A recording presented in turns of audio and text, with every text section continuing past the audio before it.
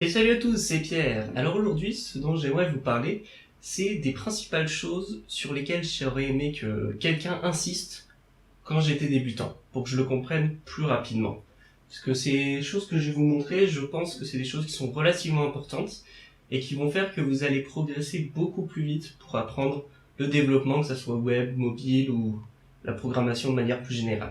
Alors, la première chose que j'aurais aimé savoir quand j'avais débuté, c'est comment lire un message d'erreur.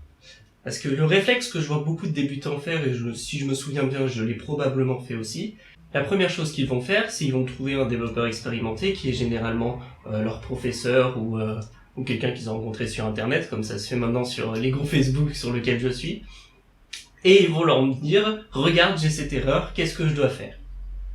Alors le problème de cette façon de faire, c'est que ça t'oblige déjà à que quelqu'un d'autre prenne de son temps pour résoudre ton erreur. Et la situation sera tout aussi difficile pour toi la prochaine fois que tu seras face à cette même erreur. Donc je trouve que c'est relativement important de savoir se débrouiller soi-même sans l'aide de forcément notre développeur pour la majorité des erreurs que vous allez croiser. Évidemment, ça va pas s'apprendre du jour au lendemain, donc vous aurez sûrement besoin de l'aide de temps en temps d'un développeur pour vous aider pour certaines erreurs, mais moi je pense que l'énorme majorité des erreurs, plus de 99%, vous pourrez vous débrouiller seul avec vous et Google et rien d'autre. Donc maintenant, je vais reposer la question, comment lire un message d'erreur? Alors tout d'abord, un message d'erreur, c'est quoi? Un message d'erreur, ils sont généralement écrits en anglais, à l'exception de quelques langages de programmation, je pense par exemple à Windev, et il y a quelques mots techniques. Donc, premier prérequis, il faut que vous soyez capable de comprendre l'anglais suffisamment bien pour lire une phrase qui est sujet, verbe, complément. C'est tout. Pas besoin de plus que ça au niveau d'anglais, mais au moins le strict minimum, il faut être capable de lire ça. Ensuite, le deuxième point, ça sera les mots techniques liés à votre langage de programmation. Donc ce qui va être important pour comprendre les messages d'erreur, il faut que vous compreniez les mots utilisés par votre langage de programmation. Dans la majorité des langages de programmation, les mots-clés que vous verrez, ça sera class, ça sera method, ça sera function, vous aurez peut-être aussi variable, vous aurez peut-être aussi constante. D'autres mots-clés, ça peut être par exemple les types de variables. Vous allez sûrement avoir booléen, int, string, array, object, et il y en a plein d'autres. Et après, vous aurez sûrement d'autres mots qui seront plus spécifiques à votre langage de programmation. Mais si déjà vous apprenez à quoi correspondent ces mots techniques assez généraux à tous les langages de programmation, vous allez être capable de comprendre l'énorme majorité des messages d'erreur. Par exemple, une erreur que je retrouve très régulièrement chez les nouveaux développeurs PHP, je vais prendre l'exemple PHP vu que c'est un langage que je connais mieux, à chaque fois qu'un nouveau développeur apprend le langage SQL, il va se retrouver avec la même erreur que quasi tout le monde a à chaque fois. Et cette erreur, c'est can't call method fetch on bool. Et généralement, dès que les nouveaux développeurs font face à cette erreur, ils ne savent pas quoi faire. Et c'est une question que je retrouve du coup très régulièrement sur Facebook. Je l'ai encore revue 2 fois la semaine dernière. Et du coup, je vais vous montrer comment résoudre cette erreur. Alors, le message d'erreur, c'est fatal error, unquote error, call to a member function fetch on bool. Bon, fatal error, unquote error, bon, il vous dit il y a une erreur, jusque-là, rien de compliqué. Et là, il me dit qu'il essaye d'appeler la fonction fetch sur un booléen. Donc la fonction fetch sur un booléen. Donc ça veut dire que la fonction fetch est censée être une méthode, et mon booléen est censé être une classe. Alors un booléen, si vous ne savez pas ce que c'est, je vous invite à l'apprendre immédiatement, ça concerne tous les langages. C'est une variable qui retourne soit true, qui veut dire vrai, soit false, qui veut dire faux. Donc il me dit qu'il n'arrive pas à appeler la méthode fetch sur mon booléen. Et donc là, vous allez vous poser la question, mais un booléen, est-ce que ça a des méthodes? Non, un booléen, ça n'a pas de méthode, parce que ce n'est pas une classe. Et donc là, vous pouvez en déduire juste en lisant le message d'erreur que vous appelez la fonction fetch sur une variable qui n'est pas une classe. Et donc maintenant, vous devez vous poser la question, pourquoi cette variable n'est pas une classe? Et donc pour ce message d'erreur en particulier, généralement quand on arrive ici, c'est parce qu'on est passé par l'objet PDO et on a appelé la fonction query juste avant. Et c'est le résultat de cette fonction query sur lequel on appelle fetch. Donc si on veut savoir ce que retourne le résultat de la fonction query, eh ben on va aller sur la documentation de PHP. Et sur la documentation de PHP, il indiquait que soit ça va retourner un objet, donc une instance de classe qui, elle, a des méthodes, ou soit ça va retourner un booléen. Et donc là, on est dans le cas où ça retourne un booléen, vu que ça retourne false. Et donc du coup, toujours dans cette même documentation, on peut remarquer que ça retourne false s'il y a une erreur. Et dans ce cas précis, une erreur, ça veut dire une erreur SQL. Donc pour résumer, si tu croises cette erreur, c'est très probablement que tu as une erreur dans ta requête SQL. Donc oui, le message d'erreur ne va pas te dire que tu as une erreur dans ta requête SQL. Il faut lire et comprendre l'erreur pour pouvoir en déduire que c'est le cas. Donc c'est pour ça que c'est très très important. Parce que moi, ça va vous faire gagner beaucoup de temps d'être capable de lire ces messages d'erreur. Donc ensuite, le deuxième point sur lequel j'aurais aimé qu'on insiste un peu plus, c'est ne réinvente pas la roue trop longtemps. Parce qu'en fait, quand on est débutant, ce qu'on va faire, c'est qu'on commence par un script où on écrit Hello World, pour dire bonjour à la planète. Et ensuite, pour continuer d'apprendre, on va écrire des scripts relativement plus simples.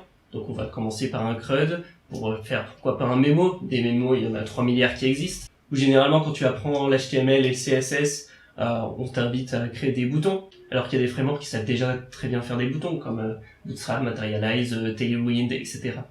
Et donc le problème, quand on est débutant, c'est de savoir quand est-ce qu'on arrête de réinventer la roue pour réutiliser des trucs qui existent déjà. Parce que le coup de réinventer la roue, c'est très bien pour apprendre.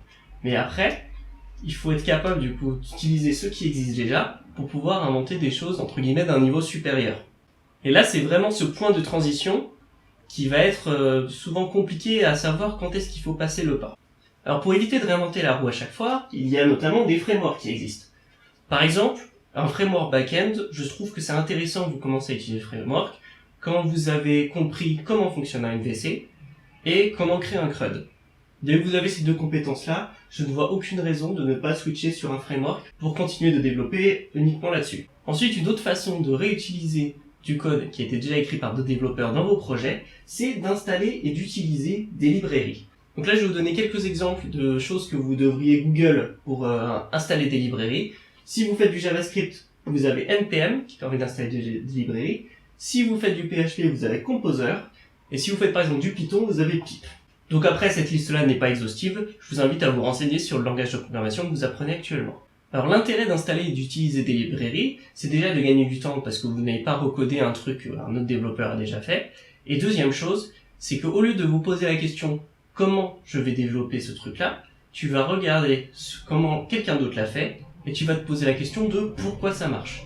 Et donc ça, c'est beaucoup plus intéressant parce que tu as direct la bonne solution et au moins tu peux plutôt prendre le temps de comprendre pourquoi c'est une bonne solution, quel problème elle résout.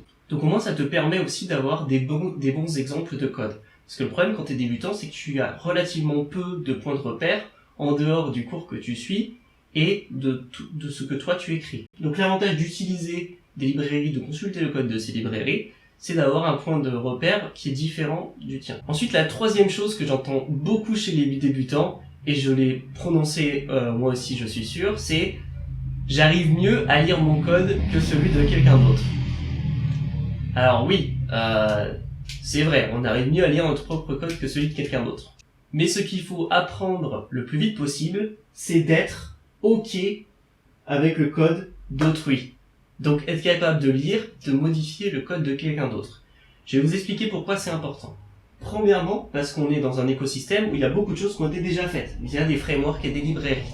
Donc vous n'allez pas, comme je l'ai dit, réinventer la roue à chaque fois. Vous allez modifier ce qui est déjà fait pour l'améliorer. La deuxième raison pour laquelle c'est important, c'est parce qu'une fois que vous comprenez qu'on est dans un écosystème de frameworks et de librairies dans votre langage de programmation, c'est que les fonctionnalités que vous allez développer, certaines d'entre elles vont avoir du sens à être développées en tant que librairie, parce que vous allez pouvoir les réutiliser dans plusieurs de vos projets, et même les proposer éventuellement à d'autres développeurs. Et la troisième raison pour laquelle c'est très important, c'est parce qu'en fait, nous, en tant que développeurs, on est quelqu'un d'autre. Parce que si vous écrivez du code aujourd'hui, dans 6 mois, je vous garantis pas que vous serez capable de le relire à nouveau. Donc l'avantage d'avoir l'habitude de lire le code de quelqu'un d'autre, c'est qu'au moins on a aussi l'habitude de lire son propre code qu'on a écrit dans le passé. Et la raison pour laquelle, c'est parce qu'en fait, en lisant du code de quelqu'un d'autre, on va pouvoir avoir accès à d'autres façons, à d'autres philosophies d'écriture de code. Parce que oui, c'est pas tout noir, c'est pas tout blanc la façon d'écrire du code. Il y a généralement 36 milliards de façons pour faire la même chose, et qui mènent tous au même résultat, avec des performances plus ou moins similaires. Et donc, la façon dans laquelle tu pensais ton code il y a 6 mois n'est probablement pas la même que celle dont tu pensais maintenant. Donc, tu auras beaucoup plus de facilité à remonter dans le temps, entre guillemets, dans ton code. Et voilà, c'est tout pour moi. Si jamais ça fait quelques années que vous codez, je vous invite à répondre à la même question. Quels sont les points sur lesquels vous auriez aimé qu'on insiste quand vous étiez débutant? Sinon, bien sûr, je vous invite à mettre un pouce bleu sur la vidéo si elle vous a plu et à vous abonner à la chaîne pour avoir plus de vidéos. Et sinon, il y a quelques liens dans la description que je vous invite à consulter. Voilà, c'était Pierre, salut et bonne journée.